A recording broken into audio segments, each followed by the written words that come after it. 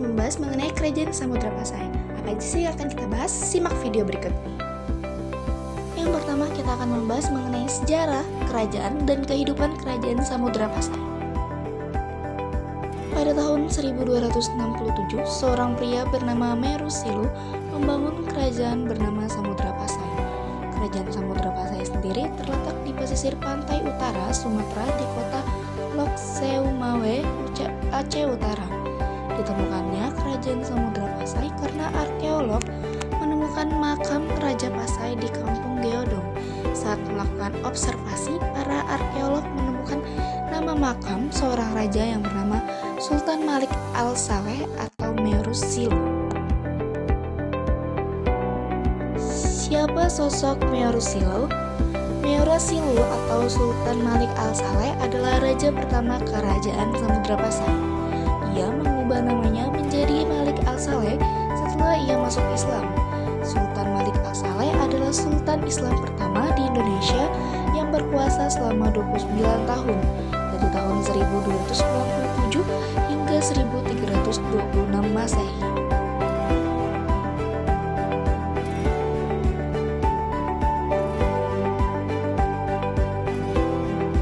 Masa jaya Kerajaan Samudra Pasai. Pada tahun 1346 Masehi, seorang pengembara muslim dari Maghribi datang mengunjungi Pasai.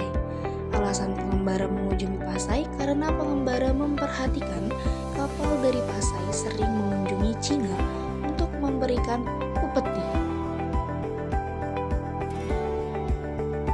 Kerajaan Samudra Pasai melakukan relasi dari berbagai kerajaan untuk membangun sebuah kerjasama. Samudra Pasai sendiri melakukan relasi melalui perdagangan dan juga lada.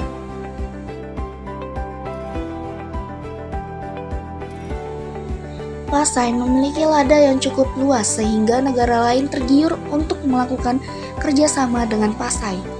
Terlepas dari perdagangan yang sangat maju, Pasai sendiri merupakan pusat perkembangan agama Islam.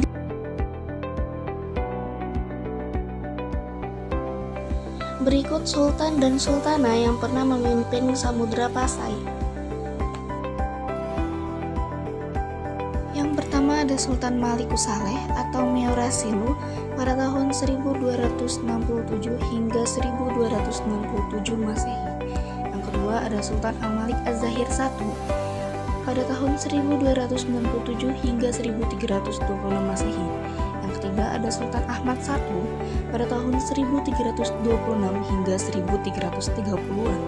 Yang keempat ada Sultan Al-Malik Az-Zahir II pada tahun 1330-an hingga 1349 Masehi. Yang kelima ada Sultan Zainal Abidin I pada tahun 1349 hingga 1406 Masehi. Yang keenam ada Ratu Nasrasya pada tahun 1406 hingga 1428 Masehi. Yang ketujuh ada Sultan Zainal Abidin II pada tahun 1428 hingga 1438. Yang kedelapan ada Sultan Salahuddin pada tahun 1438 hingga 1462. Yang kesembilan ada Sultan Ahmad II dari tahun 1462 Masehi hingga 1464 Masehi. Yang ke-10 ada Sultan Abu Zaid Ahmad III dari tahun 1464 hingga 1466. Yang ke-11 ada Sultan Ahmad IV pada tahun 1466 hingga 1466 Masehi. Yang ke-12 ada Sultan Mahmud pada tahun 1466 hingga 1468 Masehi. Yang ke-13 ada Sultan Zainal Abidin III pada tahun 1468 hingga 1474. Yang ke-14 ada Sultan Muhammad Syah II pada tahun 1474 hingga 1495. Yang ke-15 ada Sultan Al-Kamil pada tahun 1495 hingga 1495 Masehi. Yang ke-16 ada Sultan Adlullah pada tahun 1495 hingga 1506 Masehi. Yang ke-17 ada Sultan Muhammad Syah ketiga pada tahun 1506 hingga 1507 Masehi. Yang ke-18 ada Sultan Abdullah II pada tahun 1507 hingga 1509 Masehi. Yang ke-19 ada Sultan Ahmad V dari tahun 1507 hingga 1509 Masehi. Yang ke-20 ada Sultan Zainal Abidin IV dari tahun 1514 hingga 1517. Berikut para makam raja kerajaan Pasai dari raja pertama hingga raja terakhir.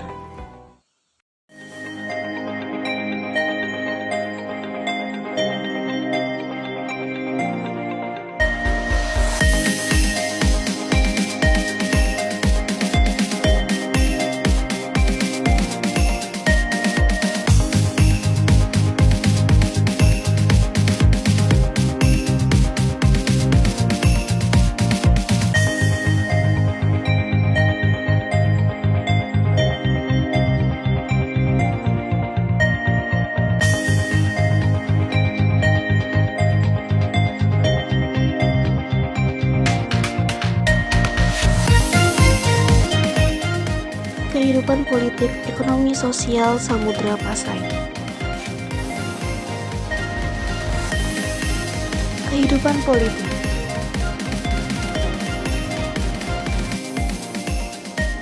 Dalam struktur pemerintahan terdapat istilah menteri, syah bandar, dan kadi.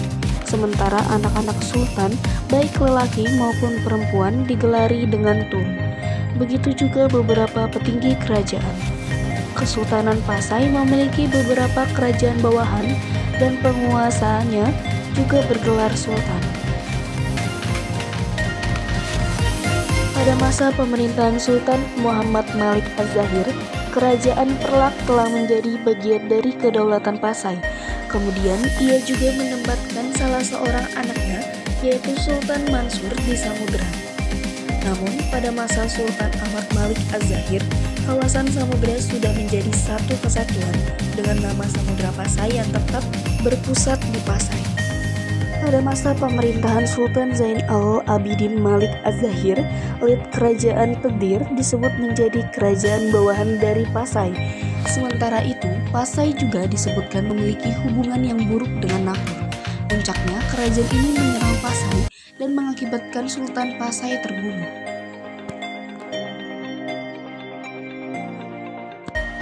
Kehidupan ekonomi. Pasai merupakan kota dagang mengandalkan lada sebagai komoditi andalannya. Dalam catatan Mahuan disebutkan 100 kati lada dijual dengan harga perak 1 tahun. Dalam perdagangan Kesultanan Pasai mengeluarkan koin emas sebagai alat transaksi pada masyarakatnya. Mata uang ini disebut dengan Deureuham atau dirham yang dibuat 700% emas murni dengan berat 0,60 gram, diameter 10 mm, mutu 17 karat.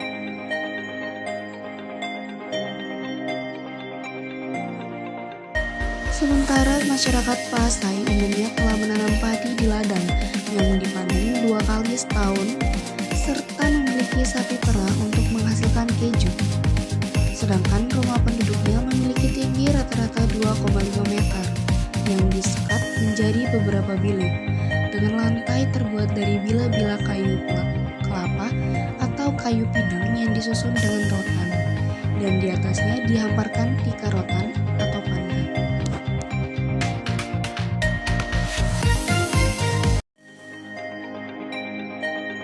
Kehidupan sosial.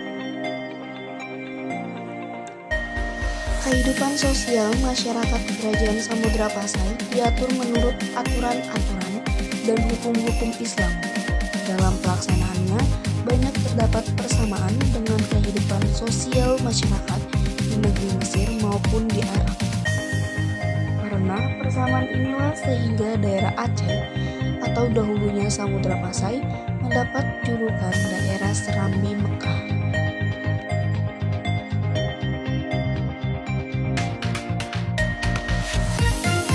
Sekian pembahasan tentang Samudra Pasai dari kami. Assalamualaikum warahmatullahi wabarakatuh. Terima kasih.